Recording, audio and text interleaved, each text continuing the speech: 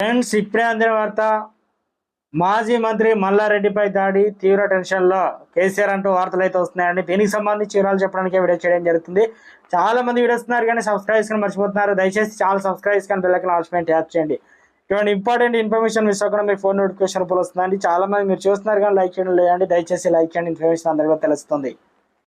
గత కొన్ని రోజుల నుంచి మాజీ మంత్రి బీఆర్ఎస్ ఎమ్మెల్యే మల్లారెడ్డి అక్రమ నిర్మాణాల లక్ష్యంగా రాష్ట్ర సర్కారు వాటిని కూల్చివేయడం కొనసాగిస్తున్న సంగతి కూడా తెలిసిందే. అయితే ఈరోజు మరోసారి మల్లారెడ్డికి చెందిన అక్రమ నిర్మాణాలపై అధికారులు చర్యలు తీసుకున్నారు. మేడ్చల్లోని ఆయన కుమారుడు మహేందర్ రెడ్డి సంబంధించిన నిర్మాణాలు కూల్చివేశారు. జాతీయ రహదారిపై మేడ్చల్ డిపోకు ఎదురుగా ఉన్నటువంటి పాన్ డబ్బాలు, రేకు షెడ్లను అనుమతులు లేకుండా నిర్మించారని, అందుకే వీటిని కూల్చివేశామని వెల్లడించారు.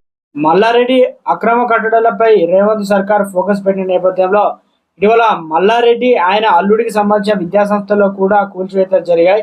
అయితే ఇలా వరుసగా అక్రమాలు, కూల్చివేతలు జరగడంతో మల్లారెడ్డి ఆందోళన మొదలైంది. ఇక ఎలాగైనా సరే కాంగ్రెస్ లో చేరాలని కీలక నేత ముఖ్యమంత్రి సన్నిహితుల ద్వారా చేరే ప్రయత్నం చేశారు. కానీ విఫలం కావడంతో మొత్తానికి కర్ణాటక నుంచి ఎలాగైనా సరే పావులు గదిపి మొత్తానికి కాంగ్రెస్ లో దూరాలని చూసిన తరుణంలో ఇక బీఆర్ఎస్ లో నుంచి కీలక నేతలు కాంగ్రెస్ లో చేరుతున్నారు. 25 మంది టచ్ లో ఉన్నారు, కాంగ్రెస్ చేరబోతున్నారు. హైలైట్ గా ఈ రోజు చర్చనీయాంశం మారిన తరుణంలో మల్లారెడ్డి పైన మరోసారి అక్రమ కట్టడాలు కొరడా చూపించడం రాష్ట్ర రాజకీయాల్లో ఒకంత సంచలనంగా మారిందంటున్నారు రాజకీయ నిపుణులు కూడా. ఎప్పుడు ఏం జరుగుతుందో అంటూ రాజకీయంగా